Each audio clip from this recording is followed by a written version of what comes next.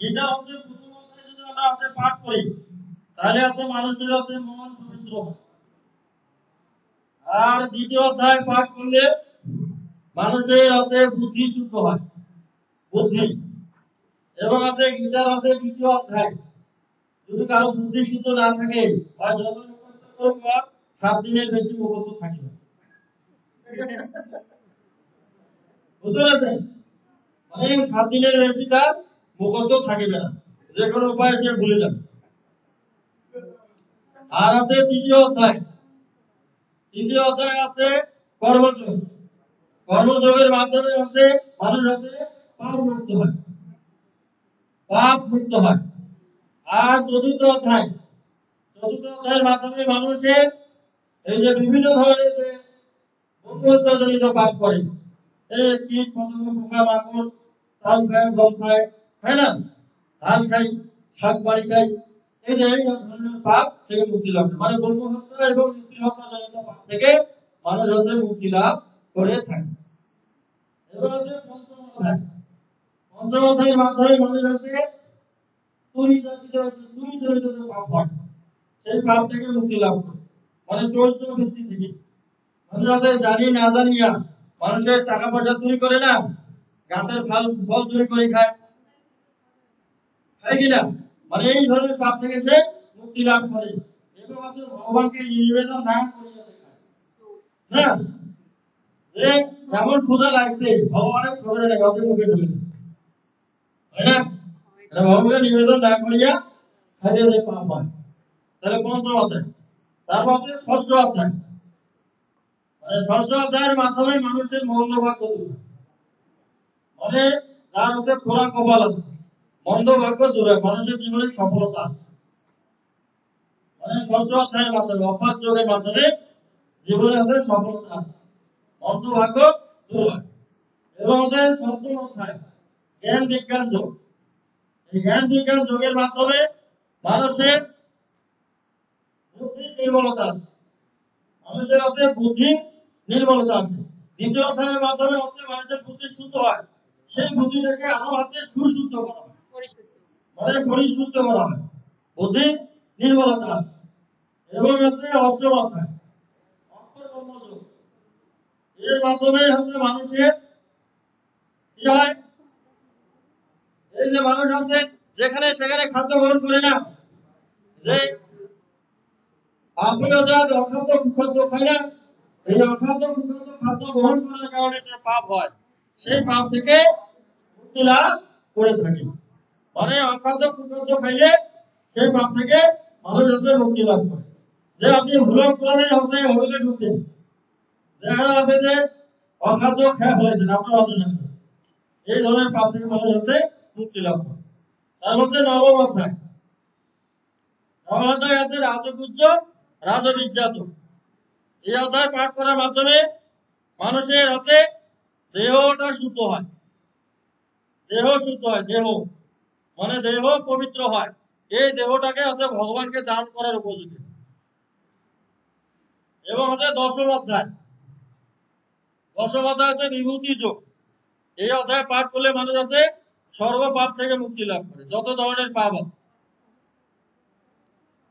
মানে সর্বপাপ, সব ধরনের পাপ থেকে মুক্তি লাভ করে। আর আছে একাদশ অধ্যায়। একাদশ অধ্যায় আছে বিশ্বরূপ দর্শন। এই অধ্যায়ের মাধ্যমে মানুষের আছে ব্রহ্মজ্ঞান লাভ হয়, ব্রহ্মজ্ঞান লাভ হয়। এবং আছে কোন হচ্ছে ধরনের যে কোনো ধরনের বিপদ, যে কোনো ধরনের বিপদ থেকে আপনি মুক্তি লাভ করবেন, মানে প্রাকৃতিক দুর্যোগ হোক যা হোক, এই অধ্যায় পাঠ করলে আপনি এই বিপদ থেকে মুক্তি লাভ করবেন। বুঝতে পেরেছেন? একাদশ অধ্যায় মানে 11 অধ্যায়। যদি আপনি আছে এইভাবে যদি পড়েন যে মদনুগ্রায় করুন গুজ্জ মাতাদর সঙ্গীতম যতক্ষ বসনস্তের মোহয়ম বিগত মম ভাবপরি ভূতানাম চুতি বিস্তর সভয়া তত্ত্বকম পত্রাক্ষম মহাত্মপি চ অভয়ম এবং যথার্থ দামাত্মান পরমেশ্বর দ্রষ্টুম ইচ্ছামিতে রূপম ঈশ্বর পুরুষোত্তম মানুষের দর্শকম দুষ্টুমিতি প্রভু যোগেশ্বর ততমেতা দর্শয়াতন অভয় যে পশ্চাপাত রূপাণী সদস্য সহস্র নানা বিধানী রূপাণী নানা বর্ণা কীর্তানিচ্ছা পশ্চ আদিত্যান বসুনুতেন অশ্নি মরুত তথা বহুনি অদৃশ্য পূর্বণী পশ্চ আশ্চর্যনী ভারত ইহ আকাশ জগত কীর্তন পশ্চাদ শাস্ত্র মহোদ একগ্র আকাশ পশ্চাদর্শ বিস্তৃতি নাতো মাও সংকর্ষে দোষ্টুম নির্ভর শক্তিসা দিব্যম দদামিতে চক্ষু পশ্চিমে যোগময় ঈশ্বরম। আপনি পাঠ করলেই হবে। এমন অজ্ঞাত তত রাজন মহাযজ্ঞেশ্বর হরি। হ্যাঁ,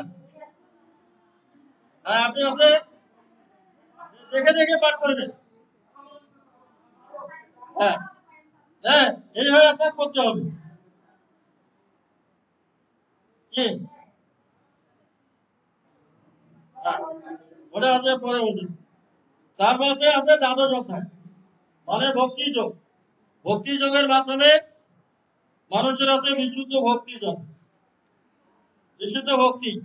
এখানে দেখেন একটা সুন্দর একটা এখানে যোগ দেখেন যে আছে একাদশ অধ্যায় আছে কি বিশ্বরূপ দর্শন, মানে ভগবানের আছে পরিচয়। পরিচয় না, যতক্ষণ না পর্যন্ত মানুষ মানুষের সাথে পরিচিত না হবে ততক্ষণ পর্যন্ত তার প্রতি তার শ্রদ্ধা ভক্তি আসে না। আপনার সাথে যদি আমার পরিচয় না থাকে আপনি আমার কখনো সম্মান করবেন না, আমিও আপনার সম্মান করিব না। তাইলে হচ্ছে পরিচয় খুবই গুরুত্বপূর্ণ। স্যার পরিচয় অবশ্যই আছে। তাইলে হচ্ছে আমরা বলি প্রথমে বলি ভক্তি নাই, ভক্তি নাই মানে অত শাস্ত্র জ্ঞানই নাই, হ্যাঁ আমরা ভক্তিটা করে থাকি, অত পরিচয় হয় না। তাইলে হচ্ছে আপনাদের শাস্ত্র জানতে হবে। তারপরে তেরোতম অধ্যায় তো বলছিলাম যেটা 13তম অধ্যায় আছে ক্ষেত্র ক্ষেত্র যোগ। এই অধ্যায় পাঠ করলে মানুষের আছে জ্ঞান চক্ষু খোলে এবং আছে মানুষের যদি চোখ যদি সমস্যা থাকে চোখের সমস্যা দূর হবে।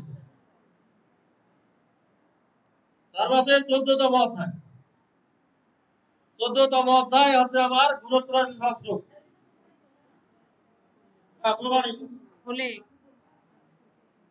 14তম অধ্যায় হচ্ছে গুণত্রয় বিভাগ যোগ। এই অধ্যায় পাঠ করলে মানুষের আছে অশ্বমেধের যজ্ঞ লাভ হয়, মানে অশ্বমেধের যজ্ঞের ফল লাভ হয়। তাহলে আছে অশ্বমেধের যজ্ঞ মূলত কি মানুষের সপ্তরজতম এই তিনটে গুণকে যদি মানুষ আছে উন্নত করতে পারে, মানে যে তিনটে গুণকে যদি আছে জয় লাভ করতে পারে তার অশ্বমেধের যজ্ঞের ফল লাভ হবে না। এখানে মাত্র এই অধ্যায়টা খুবই গুরুত্বপূর্ণ। এই অধ্যায় আছে 27 নম্বর শ্লোক, মানে সর্বশেষ শ্লোক আছে। এই শ্লোকে যে এই ধর্মের প্রতিষ্ঠাতা কে সেটা কিন্তু আছে বর্ণনা দেওয়া আছে। সর্বশেষ শ্লোকটা যে হিন্দু ধর্মের প্রতিষ্ঠাতা কে, সনাতন ধর্মের প্রতিষ্ঠাতা কে সেটা বলা আছে। সর্বশেষ শ্লোকটা আছে কি ব্রাহ্মণী, ঠিক আছে। সর্বশেষ শ্লোকটা কে থাকে মনে হারিয়ে গেছে। তাহলে ভগবান হচ্ছে যে সনাতন ধর্মের প্রতিষ্ঠাতা সেটা হচ্ছে এখানে বলা আছে। 14 নম্বর অধ্যায়, 14 নম্বর। হ্যাঁ, ব্রহ্মণহি প্রতিষ্ঠা অহম অমৃত শস্য গায় শস্য সাতশস্য ধর্মস্য সুখস্য ঐকান্তিকস্য। যে আমি আছে পরম ব্রহ্মের পরম অমৃতের ঐকান্তিক সুখের এবং সনাতন ধর্মের প্রতিষ্ঠাতা। ঠিক আছে? তাহলে সনাতন ধর্মের প্রতিষ্ঠাতা কে সেখানে এখানে বর্ণনা করা আছে যে ভগবানই আছে সনাতন ধর্মের প্রতিষ্ঠাতা। তারপর আছে 15 নম্বর অধ্যায় পুরুষোত্তম যোগ। এই অধ্যায়ের মাধ্যমে পাঠ করলে মানুষ আছে পরম জ্ঞানী আছে যোগী হইতে পারে, মানে যোগী পুরুষ হইতে পারে। যোগী পুরুষ যদি আপনি হন তাহলে আপনি আপনার ইচ্ছা অনুযায়ী জীবন যাপন করতে পারবেন। আপনার দেহ ত্যাগ আপনি আপনার ইচ্ছা অনুযায়ী করতে পারবেন। আপনি হচ্ছে বিস্ময় অথবা দধিসি মুনিতে পরিণত হন। মানে দধিসি মুনি নিজের ইচ্ছা প্রাণ ত্যাগ করে নাই, আর আছে বিশ্ব নিজের ইচ্ছা প্রাণ ত্যাগ করতেছে, করে নাই? তাহলে আছে যোগী পুরুষ হওয়া যায়। তারপর আছে 16তম অধ্যায়। 16তম অধ্যায় দৈবাসু সম্পদ বিভাগ যোগ। এই অধ্যায়ে যদি আমি পাঠ করি বা শ্রবণ করি বা শুনি তাহলে আমাদের হচ্ছে সংসার যে বন্ধন আছে, সংসার বন্ধন থেকে মুক্তি লাভ করিব, এবং হচ্ছে কিভাবে ভালো মানুষ হওয়া যায় এবং খারাপ মানুষ কিভাবে হওয়া যায় এই অধ্যায়ের মাধ্যমে তার পরিষ্কার ধারণা পাওয়া যায়। এখানে আছে ভালো মানুষের 26টা গুণ বলা আছে। 26টা গুণের কথা এখানে বলা আছে। ভালো মানুষ মানে দেবতা তুল্য মানুষ। হ্যাঁ, 26টা গুণ কি কি দেওয়া আছে?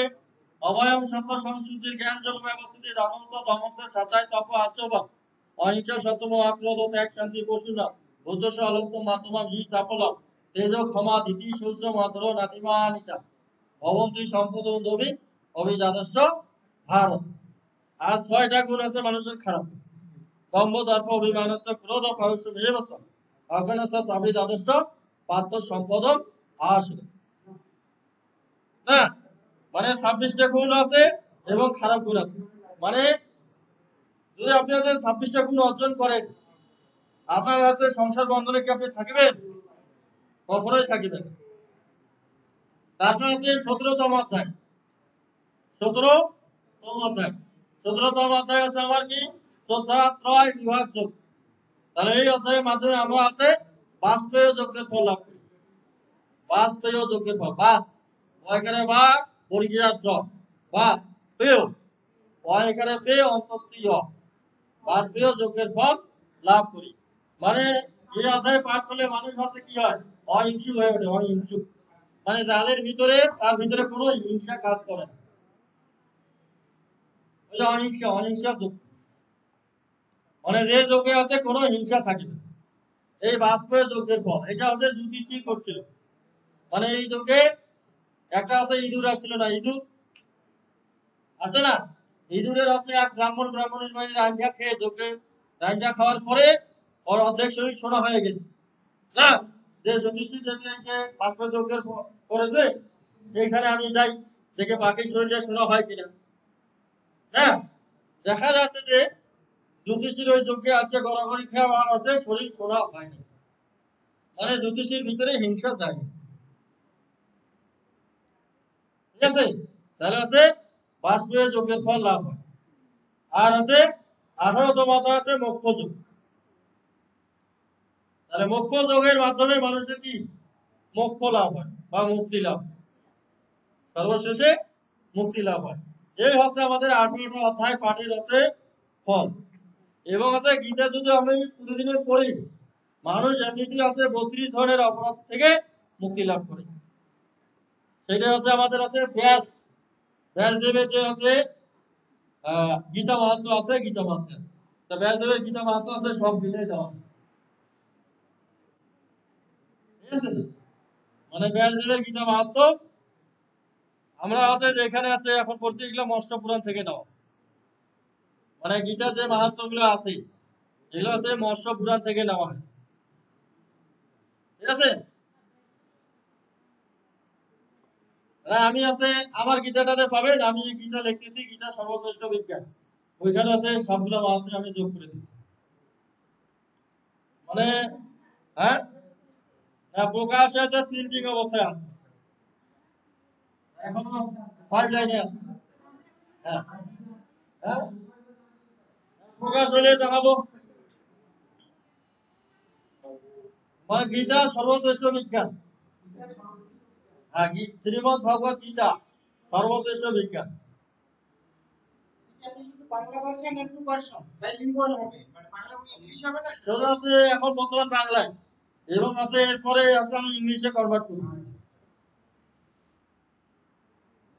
বাইলিঙ্গুয়াল হলে আপনি এটা প্রচারিত হবে। তাহলে আছে দেখেন, গীতা পাঠের আছে আমরা আছে অনেক কিছু জিনিস আছে জানলাম।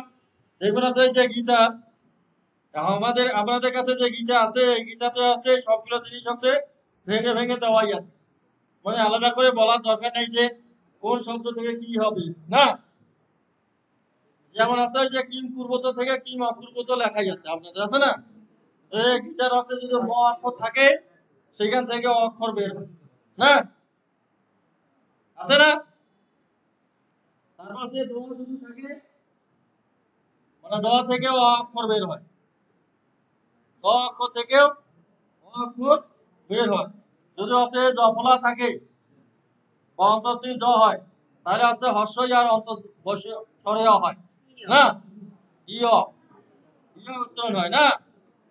তারপরে আছে আপনার যদি হচ্ছে বফলা যদি থাকে তয় ব থাকে না, তাহলে আছে ওইটা ওয়া উচ্চারণ হবে, অথবা আছে তু বা হুসুকার উচ্চারণ হবে। ঠিক আছে, মানে হুসুকার উচ্চারণ করতে পারে বা ওয়া উচ্চারণ করতে পারে, মানে দুইটার একটা। এবং আছে আর আছে কি আছে, আর যদি আছে অনুস্বর আছে, আছে না? যদি অনুস্বর যদি আছে শব্দের মাঝখানে থাকে তাহলে ন উচ্চারণ হয়, আর শেষে থাকলে ম, শেষে থাকলে ম, আর শব্দের মাঝখানে থাকলে ন। যদি আছে ইও যদি থাকে বা চিতর ঘরে ইও তাহলে আছে ন উচ্চারণ হবে। ইও থাকে না, যেমন যেমন আছে গীতার আছে আপনার আছে ওটা কি গীতার আছে আমার কাছে সপ্তদশ অধ্যায়, সপ্তদশ অধ্যায় আছে মনে পড়ছে না তো, সপ্তদশ অধ্যায়তে অভিসন্ধায় কলম আছে না, জগদম দবিয়াত জ্যেষ্ঠ ইতি সমুদায় মনসা সাত্বিক। তারপরে আছে নিচে তারপরে বাগময় তপ উচ্চতি, আছে না? এখানে আছে 14 নম্বর যে শ্লোকটা আছে, যে সপ্তদশ অধ্যায় 14 নম্বর শ্লোক, যে দেবজিত গুরু পাক্য কুশলম শৌচম আর্যবম ব্রহ্মচর্যম অহিংসাস্য বাগময় তপ উচ্চতি, আছে না? তাহলে ওইখানে ইংটা যে আছে ইংটা আছে ন উচ্চারণ। এবং আছে বিশ্বগ্রহ আছে, বিশ্বগ্রহ আছে না, এই দুইটা ফোটা ফোটা আছে বিশ্বগ্রহ। বিশ্বগ্রহ যদি আছে গীতার যে লাইন আছে, লাইন আছে না শ্লোকের যে লাইন, লাইনের যদি মাঝখানে শব্দের মধ্যে যদি থাকে, মানে লাইনের মাঝখানে শব্দের মধ্যে যদি থাকে তাহলে বৈষ্ণব র উচ্চারণ হবে, বৈষ্ণব র। আর যদি আছে লাইনের শেষে যদি থাকে তাহলে আছে হ উচ্চারণ হবে, বিশ্বগ্রহ। বিশ্বগ্রহ যদি আছে সব লাইনের মাঝখানে যদি শব্দের মধ্যে থাকে তাহলে বৈষ্ণব র উচ্চারণ হবে। আর যদি আছে লাইনের শেষে যদি থাকে তাহলে হ উচ্চারণ হবে। মানে এই আছে উচ্চারণের আছে বিধি। তবে আছে এই বিধিটাই আমাদের যে আগের যে মানে গুরুগণ যারা হয়েছেন পণ্ডিতগণ হয়েছেন এইটুকুই শিখাইতে হবে না। মানে ওনার পিছনে আপনি বছরের পর বছরে ঘুরতেন, অবশ্যই তুই আমার পিছনে ঘোর, ঘুরতে ঘুরতে শিখবি, ঘুরতে ঘুরতে শিখবি, হ্যাঁ, কিন্তু শিখায় না। এখন আছে আমি আসলে শুনেন গীতা হচ্ছে আমি কারো কাছে শিখিনি, মানে আমার হচ্ছে কোনো গীতা গুরু নাই, বুঝতে পেরেছেন? আমি আসলে গীতার উচ্চারণ শিখেছি সংস্কৃত গীতা পড়ি, আমি উচ্চারণ শেখার জন্য আমি সংস্কৃত গীতা পেয়েছি, এবং সংস্কৃতের অক্ষরগুলো আছে আমি ধরে ধরে আছে পড়ছি, পড়িয়া তারপরে উচ্চারণ শিখছি না। মানে সংস্কৃতে তো অক্ষর আছে যা আছে তাই উচ্চারণ আপনার করতে হবে না। আর আছে বাংলায় তো পেশ মারি দেওয়া আছে, বুঝতে পেরেছেন? দেখেন আপনাদের সংস্কৃতের শ্লোকগুলো আছে,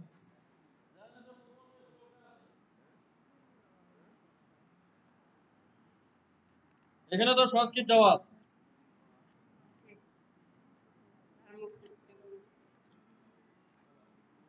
যে এখানে দেখা যাচ্ছে মানে ধাতরাষ্ট্র উপাস, হ্যাঁ। তারপরে যে দেখা যাচ্ছে এইটা ধ আর ওইটা ম রেপ, রেপ আছে ধর্মক্ষেত্রে। এই যে ক স ধর্মক্ষেত্রে মানে এগুলো একার একার। এই যে এই পাশে যে এই পাশে টান থাকিলে আছে রেপ, আর এই পাশে টান থাকিলে আছে একার। ধর্মক্ষেত্রে কুরুক্ষেত্রে সমবেতা যুজুৎসব মমকা পাণ্ডবস্যৈব কিম অকুর্বত সঞ্জয়। হ্যাঁ, তাহলে সংস্কৃতে আছে, যদি আপনি বলেন তাড়াতাড়ি উচ্চারণে আপনার কোনো ভুল হবে। আমি আছে সংস্কৃত আছে, শ্লোকের মাধ্যমে আমি উচ্চারণটা শিখে নিচ্ছি। এবং আছে কোন ব্যক্তি আছে তারই বলতে পারবে যে আমি আছে ওনাকে গীতার জ্ঞান দিচ্ছি, কিন্তু বলে যে আমার কাছে উনি গীতার জ্ঞান নিয়েছে, আমিও গীতা পড়া শিখেছি, আমি হচ্ছে ওই দিন থেকে গীতা পড়া বাদ। না, ঠিক আছে না, বুঝতে পেরেছেন? মানে সবারই আছে গীতার গুরু আছে, আমার গুরু নেই। আর হচ্ছে উনি যেটা বললো যে আছে কিভাবে আয়ত্ত করা যায়। যদি আপনি আছে ওই যে বললাম না গীতার আছে, যদি হচ্ছে আপনি আছে পড়েন, এই যে ফল বললাম না, গীতার যদি আছে আপনি আছে পড়েন, তাহলে আছে ভগবানের যদি হচ্ছে আপনি যদি আদর্শ একাদশ অধ্যায়ের কথা বললাম, একাদশ অধ্যায় যদি পড়েন তাহলে আপনি আছে যদি আয়ত্ত করেন, করিয়ে যদি আপনি 2 বছর বা 3 বছর যদি জব করেন প্রতিদিন, তাহলে আছে আপনি আছে ভগবানের হচ্ছে সাকার অথবা নিরাকার রূপ আপনি স্বপ্নে অথবা জাগ্রত অবস্থায় দেখতে পাবেন।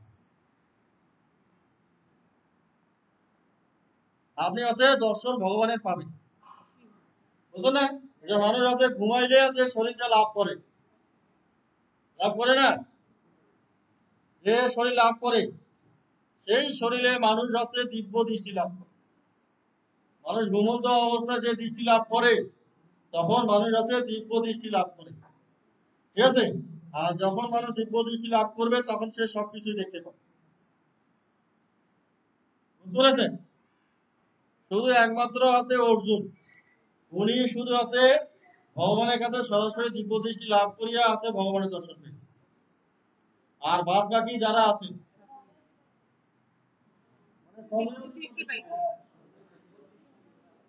হ্যাঁ, মানে দেখেন আছে সঞ্জয়ের প্রশ্ন করলে তো অনেক হয়, মানে সঞ্জয় কি ভাগ্যবান ব্যক্তি না? যদি আপনি আছে খারাপ মানুষকে ভালো পথে নিয়ে আসার চেষ্টা করেন তাহলে আপনি তাড়াতাড়ি ভগবানের সাক্ষাৎ পাবেন, বুঝতে পারছেন? আর ভালো লোক ভালো হওয়ার চেষ্টা করলে খুব দেরিতে পাবে, হ্যাঁ। তাহলে হচ্ছে সঞ্জয় আছে কার পক্ষে দাঁড়াইছে? অন্যায়কারীর পক্ষে দাঁড়ায় নাই। এবং হচ্ছে সে ধৃতরাষ্ট্রকে বারবার বুঝাইছে যে ভগবান যে ধৃতরাষ্ট্র যে রাজা মশাই বা মহারাজ, ঠিক আছে, যুদ্ধ করা যাবে না, বুঝাই না, করে এই যুদ্ধ না করাই ভালো। মানে গীতার আছে সর্বশেষ যে শ্লোক 78 নম্বর শ্লোক মুখ্য যোগে, যে যত্র যজ্ঞেশ্বর কৃষ্ণ যত পাত ধনুধ তত্ত্ব শ্রী বিজয় কৃষ্ণ বুদ্ধি ধুবা নীতি মতির মম।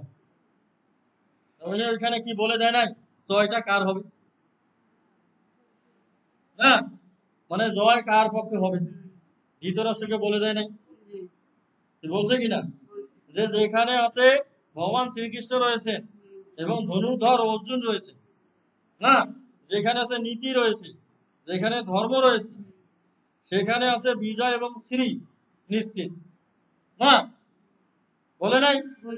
তাহলে ধৃতরাষ্ট্রকে সে বলছে যে যুদ্ধ করা না করার সময়, ঠিক আছে, ওদের জয় হবে, হ্যাঁ।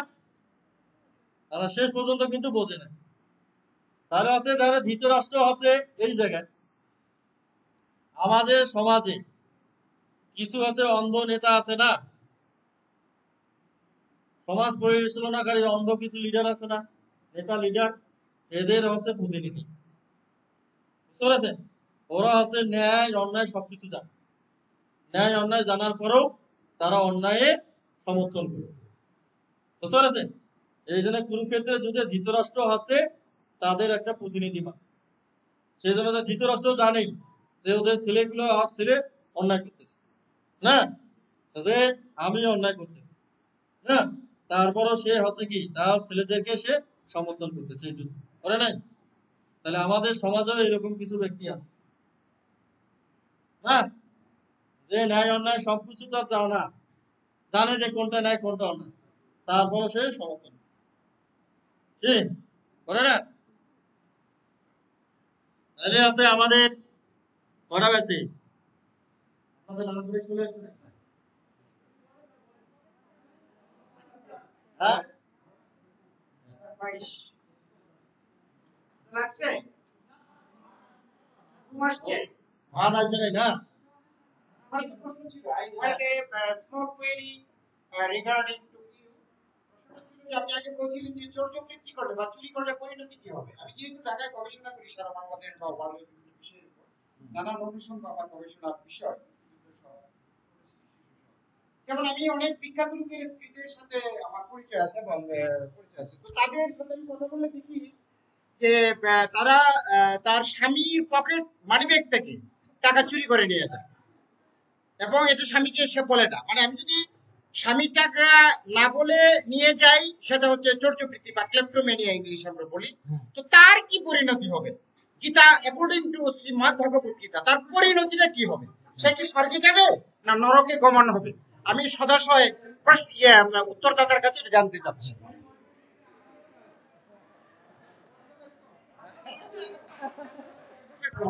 দাদা বললো যে এটা এই চর্যবৃত্তিটা কি, আমার হলো পর্যবেক্ষণ যে আপনারা খেয়াল করে দেখবেন, আপনি বলতে পারবেন না কিন্তু ইনি বলতে পারবে যে যে স্ত্রী চাকুরি করে চর্যবৃত্তিতে সে সেরা, এটা কিন্তু প্রমাণিত। আমার এক এনার ওয়াইফ চাকরি করে না, ওই চুরির দিকে অত ধান্দা নাই, কিন্তু মাশাআল্লাহ আমি পকেটে টাকা রাখতে পারি না, টাকা মানিটাকে আমি রাখি অল টাইম কোমরের মধ্যে টাকা, কারণ আমি জানি আমার পকেটে টাকা রাখলে অলরেডি 500 টাকা আমার গায়েব হবেই। সে কারণে এটা একটা আমার পর্যবেক্ষণ। তো এখন দাদা প্রশ্ন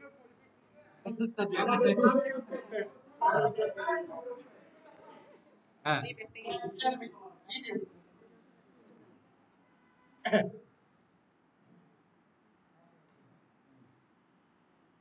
আছে, ওনারা আছে সবচেয়ে গুরুত্বপূর্ণ প্রশ্ন করেছে না। তাহলে আমরা হচ্ছে সবাই জানি যে বীরেরা মরে আছে একবার আর কাপুরেশেরা মরে বহুবার বা বারবার না। তাহলে আছে গীতার আছে, সেই জন্য আমাদের আছে অভ্যাস যোগ আছে, অভ্যাস যোগ আছে না। তাহলে অভ্যাস যোগে আছে কি বলা হয়েছে যে পূর্ব অবশ্যেন তেনৈব অবশ্য অফিস জিজ্ঞাসীর অভি যোগস্ব শব্দ বোমাতি বদ্ধতি। তারপর আছে প্রযত্না যত্ন মানুষ যোগী সংসিদ্ধ কলস অনেক জন্ম সংসিদ্ধ ইয়াতি পরম গতি আছে না। তাহলে আছে তার আছে এই জন্মে, মানে এই জন্মে যদি সে আছে যদি গীতা পাঠ করে বা পরে, মানে আগে যে অপরাধ গুলো করেছে মানে সেই অপরাধ গুলোর আছে ফলাফল তার আর আছে পরিবে না, মানে তার আছে ওটা আছে স্থমিত হয়ে থাকে, মানে যে তার যেটা পাপ করলো সেই পাপটা তার স্থমিত হয়ে থাকে। কিন্তু হচ্ছে এই পাপটা ফলাফল তার যে কোনো এক জন্মে করতে পারে পরিবে। যেমন আমাদের আছে বিশ্বদেবী 100 জন্ম পর্যন্ত তার আছে কোনো পাপের আছে ফলাফল পড়ে না, মানে সে একটা আছে সাপকে মেরে ফেলেছে, হ্যাঁ বেঁধে রেখেছিল ময়নার কাটা দিয়ে বেঁধে বেঁধে সে সাপটা মারা গেছে না। সে এখন ভগবানকে প্রশ্ন করতেছে, হে ভগবান আমি আছে যোগ বলে দেখিলাম আমি 100 জন্ম পর্যন্ত আছে কোনো পাপ করি নাই না, তারপরও আমার আছে এমন দশা কেন? যে মহাত্মা আপনি আরো 2-1 জন্ম আগাই যান দেখেন। তারপর দেখলো যে সে ওই 101 জন্মের আগে, হ্যাঁ 101 জন্মের আগে সে আছে একটা সাপকে এরকম করে শাস্তি দিয়েছে, তাহলে 101 জন্ম পরে তার হচ্ছে সেই ফলটা হচ্ছে ভোগ করতে হয়েছে। মানে যারা হচ্ছে চুরি করবে, তাহলে 14 বৃত্তি যদি করে, তাহলে এই জন্মে তার হচ্ছে ওই 14 বৃত্তির প্রভাবটা না পড়তে পারে, কিন্তু পরের জন্মে তার হচ্ছে এই প্রভাবটা পড়বে। আর যদি সে পুণ্য করতেই থাকে বিশ্বদেবের মতো, তাহলে দেখা যায় ওই ওই জায়গায় স্টপ হয়ে থাকে।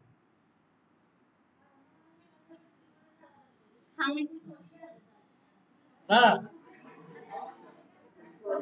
না, মানে শুনে, মানে কাউকে না জানিয়ে, না না জানিয়ে চুরি করলে হচ্ছে কি হয়, মানুষের হচ্ছে পাপ তো হয়। মনে করা আছে ওনার যদি হচ্ছে 200 টাকা যদি পকেটে না পাওয়া যায়, সাথে সাথেই কিন্তু মানুষের হচ্ছে ক্লেশ তৈরি হয়, মানসিক একটা ক্লেশ তৈরি হয়, মানে শোক উৎপন্ন হয়। আর এবং হচ্ছে গরুর পুরাণে আছে, গরুর পুরাণে 208 নম্বর অধ্যায়, 208 নম্বরে অধ্যায় আছে, যদি মানে কেউ যদি হচ্ছে একটু যদি আপনার শোক উৎপন্ন হয়, মানে শোক উৎপন্ন হলেই মানুষের ধর্ম নষ্ট। আপনার হচ্ছে শোক উৎপন্ন হওয়া মানে আপনি অসৌচ, আর শোক উৎপন্ন না হইলে আপনি শৌচ। বুঝতে পেরেছেন? যদি আপনার শোক উৎপন্ন হয় আপনি অশৌচ, আর শোক উৎপন্ন হইলে আপনি শৌচ। যদি আপনার আছে কোনো আত্মীয় স্বজন বন্ধু বান্ধব যদি মারা যায়, যে যদি আপনার দেখা যাচ্ছে আপনার কোনো শোক হয়নি, তাহলে আপনার কাছে শোক, আপনার কোনো ক্ষোভ কর্ম করা লাগবে।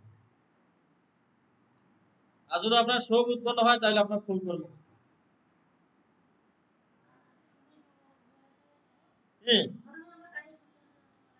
যদি কষ্ট পান, কষ্ট পাইলে আপনার কাছে খোঁজ হইতো,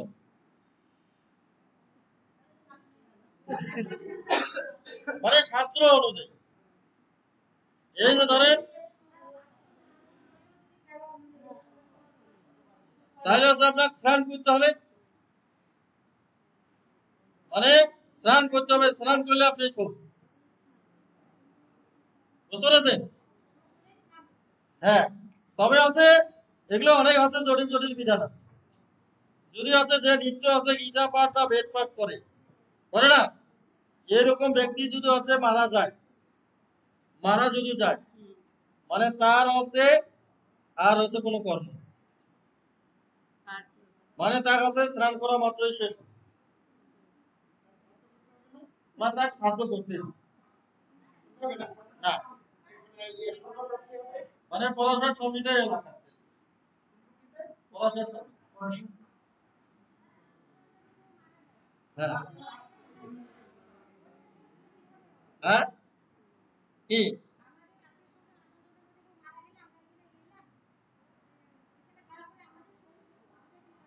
মানে যদি হচ্ছে ছেলে মেয়ে আছে না, এইটা যদি হয় না হয়, তাহলে ছেলে মেয়ে হলে তো আপনার জন্য বিধান আছে, বিধান আছে না। আর ওইটা যদি না থাকে, তাহলে আপনি এসে আছে স্নান করবেন, স্নান করার সাথে সাথে আপনি বুঝতে পারছেন, মানে স্নান করার মাত্রই আপনি আছে। হ্যাঁ, তবে আছে শাস্ত্রে আরো আছে, এই আমরা আছে দান করি না, দান দান করি কিনা, যদি আপনার কাছে কেউ একটা করিও যদি কেউ পায়, তাই না, মানে যদি আপনি কারো কাছে যদি আছে কখনো ঋণগ্রস্ত থাকেন, মানে বিন্দু মাত্র যদি ঋণগ্রস্ত থাকেন, ওই বিন্দু মাত্র ওই ঋণটা পরিশোধ না করা পর্যন্ত আপনি দান করতে পারেন। ঠিক আছে, মানে আপনার যতগুলো ঋণ আছে জীবনে, সব ঋণ শোধ করিয়ে আপনি দান, দান করলে পূর্ণ হবে। আর যদি দান না করেন ও শোধ না করিয়া দান করেন, তাহলে পাপ।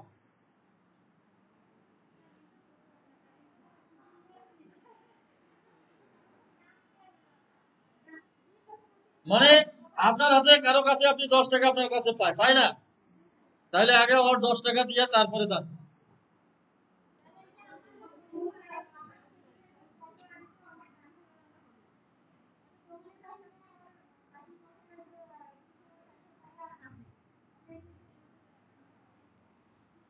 হয় নাই,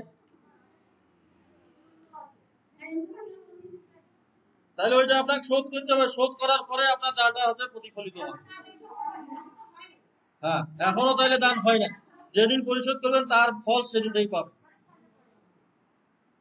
মানে আপনার কাছে 1 টাকাও যদি কেউ পায়, তাহলে আছে আপনার কোনো দান করা যাবে, মানে আপনার ঋণ পরিশোধ করিয়ে আপনার দান করতে হবে। বুঝতে পেরেছেন? মানে শুনেন, আপনি ঋণগ্রস্ত মানুষ না, আপনি ঋণ পরিশোধ না করিয়ে আপনি মানুষের দান করেছেন, এটি আপনার কোন ধরনের ভাব? বুঝতে পেরেছেন? এবং আছে দান করার ক্ষেত্রে, তাহলে তো আপনি ঋণী আসেনি, দানটা হবে না, মানে দানটার হচ্ছে ফল পাবেন না। হ্যাঁ হ্যাঁ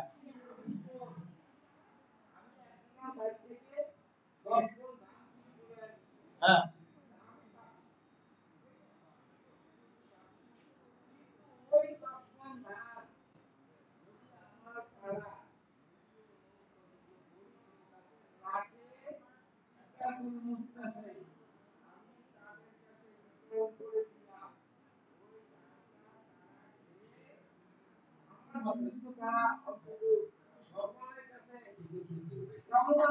হুম হুম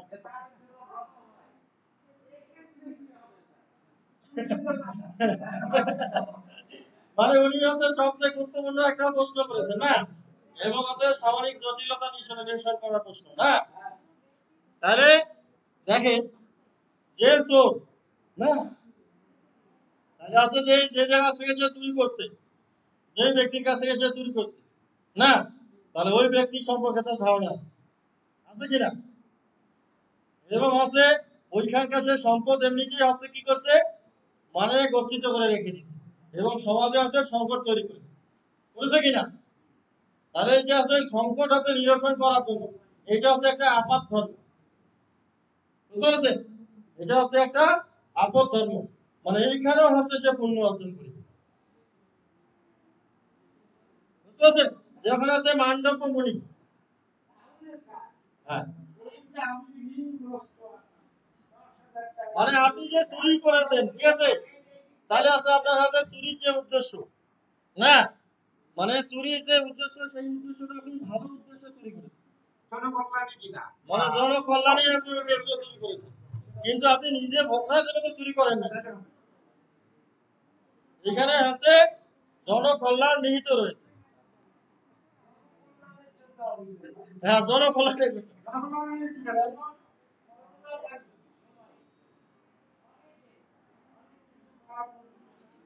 হ্যাঁ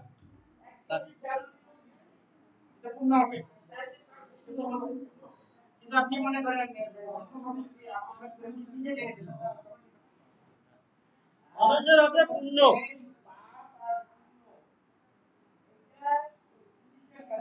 হ্যাঁ শুনেন, এইটারও তো সে সেখানে সমাধান দিয়েছে, মানে গীতায় আছে সব বিষয়ের সমাধান রয়েছে, মানে সব বিষয়ের সমাধান রয়েছে। এই ধরেন আপনি আমরা যে খাওয়া দাওয়া, এই একাদশী ব্রত, এই সাত্বিক আহারে নির্বিধি আছে না, মানে কর্ম অকর্ম বিকর্ম নিয়ে চিন্তা ভাবনা করি করি কিনা। তাহলে দেখেন গীতায় বলছে যে যদি আপনি আপনাকে এমন অবস্থায় যদি নিয়ে যান, তাহলে আপনার অকর্মই কর্ম হবে, কর্মই অকর্ম, হ্যাঁ। তাহলে গীতার আছে মনে হয় আছে 22 কি 23 নম্বর শ্লোকে আছে যে কর্ম অকর্ম ইয় পশ্চাৎ অকর্মাণি কর্মকৃত সব বুদ্ধিমান মনুষ্যেষু কৃতস্বরম কর্মকৃত, চতুর্থ অধ্যায় না। যে ব্যক্তি হচ্ছে কর্মে অকর্ম দর্শন করে, অকর্মে কর্ম দর্শন করে না, মানে সেই হচ্ছে বুদ্ধিমান। কর্মে অকর্ম দর্শন করে, অকর্মে কর্ম দর্শন করে, সেই হচ্ছে বুদ্ধিমান। মানে তার হচ্ছে সে যে স্তরটা আছে, জ্ঞানের যে স্তরটা আছে, সেই স্তরটাকে সে সেই স্তরে নিয়ে গেছে। দেখা যাচ্ছে উনি হচ্ছে চুরি করার কথা বলুন, যে জনকল্যাণের জন্য কাজে চুরি করাটা কর্ম দর্শন করে, ঠিক আছে, মানে চুরি করাটাকে উনি কর্ম দর্শন করতেছে, বুঝতে পারছেন? তারপরে হচ্ছে দেখা যাচ্ছে যে কিছু লোক যে যে আমার হচ্ছে 100 মণ ধান উৎপন্ন হয়েছে, কেন আমি গোলায় রাখি না, তাহলে গোলায় রাখাটা কিন্তু আর কর্ম, কিন্তু ওইখানে সে অকর্ম দর্শন করেছে, যে আমি যদি গোলায় রাখি তাহলে সমাজে আছে কি খাদ্য সংকট তৈরি হবে। কৃত্রিম খাদ্য সংকট তৈরি হবে। মানে গীতায় শুনেন, পৃথিবীর এমন কোন তত্ত্ব নাই, এই ত্রিভুবনে এমন কোন তত্ত্ব নাই যেটা হচ্ছে গীতার মধ্যে আলোচনা করা নাই। মানে সরাসরি এবং হচ্ছে পরোক্ষ ভাবে, মানে পুঙ্খানুপুঙ্খ ভাবে সব জিনিসে এইখানে আলোচনা করা আছে, বুঝলে না? আমি হচ্ছে গীতাটা যে মুখস্থ করেছি, আমি বৈজ্ঞানিক বিশ্লেষণ করার জন্য মুখস্থ করেছি, যে বই খুঁজি ব্যাখ্যা আর বিশ্লেষণ কথা চিন্তা করা কঠিন। হ্যাঁ, মানে যখন যে শ্লোকটা মনে পড়িবে সেইটার হচ্ছে আমি বৈজ্ঞানিক চিন্তা করতেছি। যেমন আছে, আমি আপনাদের বলি, আপনাকে এই আমরা যারা আছি, আপনাদের এখনই হচ্ছে অন্য ধর্মে ধর্মান্তরিত করে দেওয়া, এখনই অন্য ধর্মে ধর্মান্তরিত করে দেওয়া যাবে। মানে সেইটা কি হবে? সত্য সাপেক্ষ হবে। যে আমি এখানে একটা সত্য করা হইল, যে বাজি ধরা হইল যে আমি গীতার আছে ভুল বাই কই দিব, যদি ভুল বার করে যায় আপনি অন্য ধর্মে ধর্মান্তরিত হবেন কিনা? কন্ডিশন কথা, যে যদি বাইর করে দেন আপনার রাজি হলেন, যদি বাইর করে দিতে পারেন হ্যাঁ আমরা ধর্মান্তরিত হয়ে যাবো, কিন্তু আপনার মন থেকে ধর্মান্তরিত হবে না, কিন্তু এই যে কন্ডিশনে ধর্মান্তরিত হয়ে গেল না কি? আপনি যদি সঠিক জবাব না জানেন যে কোনো জিনিস, তো আপনি তো ধর্মান্তরিত হতে বাধ্য না। যেমন আপনি বলছেন যে গীতার আছে, যে এখানে গীতা হচ্ছে সর্বশাস্ত্রের সার, না? যে গীতা পড়লে হচ্ছে বেদপাঠ করা হয়, যদি আপনি প্রমাণ করতে না পারেন ওইখানে সত্য করা হইল কোনো মতে, তাহলে আপনি ধর্মান্তরিত হতে বাধ্য না ওইখানে। তাহলে দেখবেন আমাদের ধর্মের অনেক মানুষ, যেমন বড় বড় পণ্ডিত, না, দেখা যায় যে মন্দিরের আছে সভাপতি, সেক্রেটারি, আশ্রমের আছে সন্ন্যাসী, ধর্মান্তরিত হয়ে যায়, হয় না? কারণ ওরা হচ্ছে তর্কে লিপ্ত হয়ে পরাজিত হয়ে ধর্মান্তরিত, বুঝতে পারছেন? মানে তর্কে লিপ্ত হয়ে পরাজিত হয়ে ধর্মান্তরিত হয়। যেমন ওনার কাছে আমি হচ্ছে ব্যাখ্যা চাইলাম যে আমরা হচ্ছে গীতা এবং বেদ নিয়ে আলোচনা করেছে, যে কোনো ধর্ম অনুসারে আমরা হচ্ছে বেদ কেন, বেদ না পড়ে গীতা পড়ি কেন? উনি হচ্ছে মানে হুট করে একটা বলে দিল, কিন্তু সেটা কিন্তু প্রমাণিত হয় না, হয়েছে কি? তাহলে উনি মানে ওইভাবে প্রমাণ করে দেখা যাচ্ছে হারিয়ে গেল, তাহলে উনি দেখা যায় বাধ্য হয়ে ধর্মান্তরিত হয়ে। যেমন আছে, আমি হচ্ছে গীতা থেকে, গীতার হচ্ছে চতুর্থ অধ্যায় জ্ঞানযোগ, জ্ঞানযোগের হচ্ছে প্রথম দ্বিতীয় নম্বর শ্লোক আছে, শ্লোক দুইটা দেখেন এবং অনুবাদ দেখেন, সবাই দেখেন। ওইখানে কি লেখা আছে? যে ইমম বিভৎসতে যোগম প্রাপ্তবান মভ্যজাত বিভৎসনে মনে প্রাহ মনিত্রা গ্রহবিত এবং পরম্পরা প্রাপ্ত এবং রাজস্ব বিধু সাকাল নাম হতা জগরাষ্ট্র পরন্তা। আছে না? তাহলে অনুবাদ কি দেওয়া আছে? যে গীতার এই জ্ঞান আমি প্রথমে বিভৎসন সূর্যদেবকে দিয়েছিলাম, না?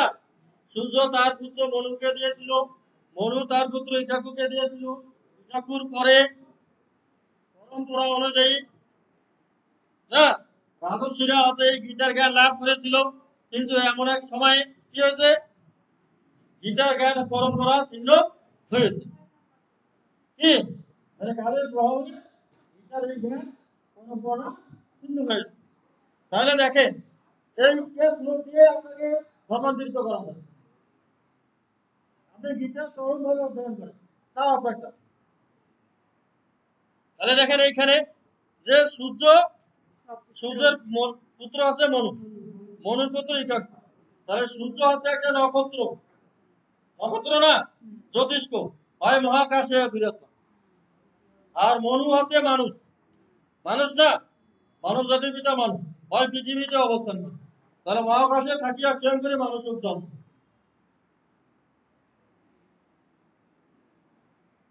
কি কিভাবে জন্ম দিল প্রমাণ করে? কি প্রমাণ করে পাবেন?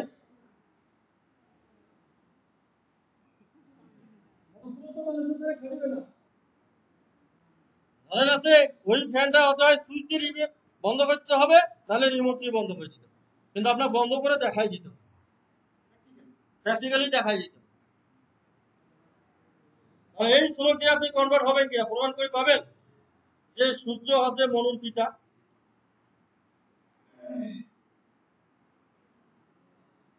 হ্যাঁ? মানে শাস্ত্র যাতে থাক প্র্যাকটিক্যালি আপনি প্রমাণ করে পাবেন যে এই গীতার এই শ্লোক ভুল আছে, সরাসরি বলে দিল যে ভুল আছে। এটা বিজ্ঞানের সাথে বাস্তবতার সাথে মিলে।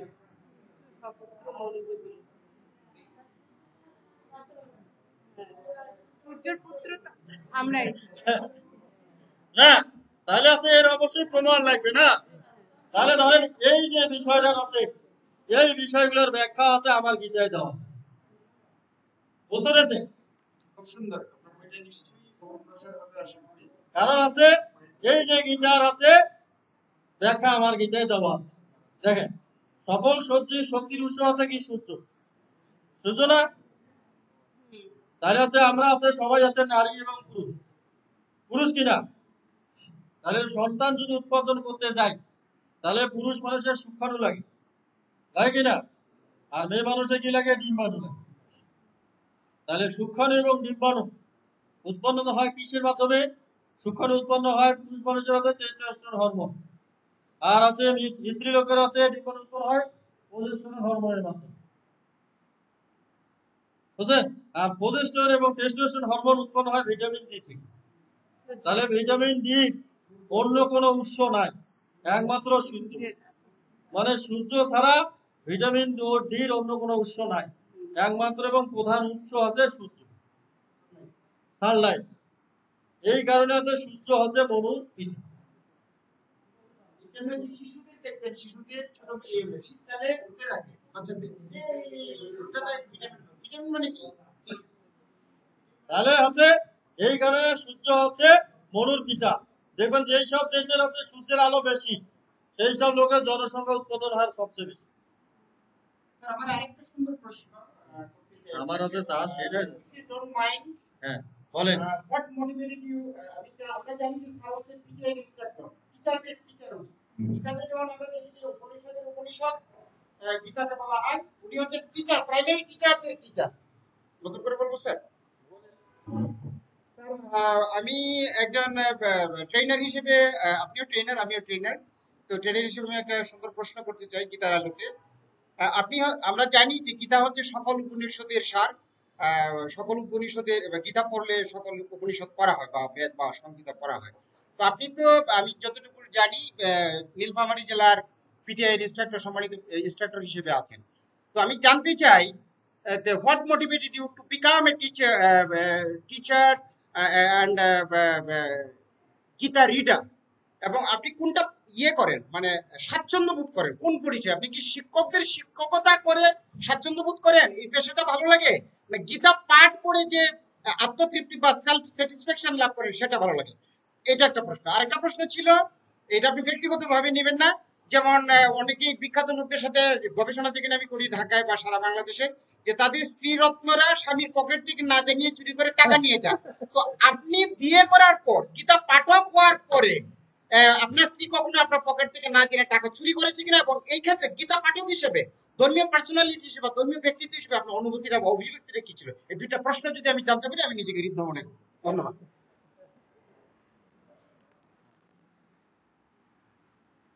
স্যার হচ্ছে খুবই হচ্ছে সুন্দর প্রশ্ন করেছেন, যা আছে আমাদের হচ্ছে ব্যক্তি জীবন, সামাজিক জীবন, রাষ্ট্রীয় জীবন এবং হচ্ছে বিশ্বজনীন জীবনে আছে খুবই গুরুত্বপূর্ণ। গুরুত্বপূর্ণ কিনা? তাহলে হচ্ছে উনি প্রশ্ন করেছেন যে আমি শিক্ষক হিসেবে স্বাচ্ছন্দ্য বোধ করি না হচ্ছে গীতা পাঠক হিসেবে সবচেয়ে বেশি স্বাচ্ছন্দ্য বোধ করি। তা আমি আছে গীতা পাঠ এবং হচ্ছে আমার যে কর্ম আছে শিক্ষকতা পেশাকে কখনো আমি আলাদা করে দেখি না। আমার কাছে হচ্ছে দুইটাই হচ্ছে একই মনে হয়। এই গীতা পাঠ করার পরেই আমি হচ্ছে আমার কর্মের ভিতরে আমি আরো বেশি একনিষ্ঠ হতে পেরেছি। মানে যেটা হচ্ছে গীতার আছে আমাদের কর্মযোগ আছে, কর্মযোগ হচ্ছে ৩য় অধ্যায় আছে, আছে না? তাহলে হচ্ছে ৩য় অধ্যায় আছে, এখানে আছে মানুষ হচ্ছে দুই ভাবে হচ্ছে কর্ম করে। কর্মের হচ্ছে শ্রেণীবিন্যাস দুই ভাবে করা হয়, মানুষ শারীরিক ভাবে কর্ম করে এবং মানসিক ভাবে কর্ম করে। তা আমরা হচ্ছে যারা হচ্ছে শিক্ষকতা পেশার সাথে জড়িত থাকি তারা সবসময় হচ্ছে মানসিক কর্মটা বেশি করে এবং শারীরিক কর্মের পরিমাণটা খুবই কম করে। কম করে কিনা? তাহলে গীতার আছে আমার আছে প্রথম হচ্ছে ৩য় অধ্যায় প্রথম শ্লোক যেটা আছে, প্রথম শ্লোকে দেখে এক থেকে আছে আমি যদি হচ্ছে 5 পর্যন্ত যদি পড়ি, বলছে যে যেওসি যে কর্মান আসতে মতা বুদ্ধি জনাতন কিম কর্মানি ঘরে মান নিয়জসি কেশব ব্যব মিশ্রণ বাক্যিন এব বুদ্ধি মহস্য মে তদেকং বদ নিশ্চিত ইয়ান সে হম আপ্লুয়াম। তারপর লোকস্মিন দিবিদা নিষ্ঠা পুরা ভোক্তা মায়া অনাঘ জ্ঞান যোগন সংকীর্ণ কর্ম যোগন যোগিন ন কর্মণ অনারম্ভ নৈষ্কর্ম পুরুষ অসনিতে ন স সনাসনা দেবম সিদ্ধিম সমাধি গচ্ছতি ন হি কৌশিক ফলমপি জাত তিষ্ঠতি অকর্মকৃত কার্যত অবশ্য কর্ম সর্বপ্রকৃতি জয়ী গুণ। আসলে এই পর্যন্ত বললেই হবে, তারপরে আরো আছে। তাহলে আছে এখানে বলছে ভগবানের কাছে প্রশ্ন করা হয়েছে, অর্জুন প্রশ্ন করেছেন যে যদি হচ্ছে বুদ্ধি দিয়া যদি কাজ করা যায় তাহলে শারীরিকভাবে কাজ করার কি প্রয়োজন আছে?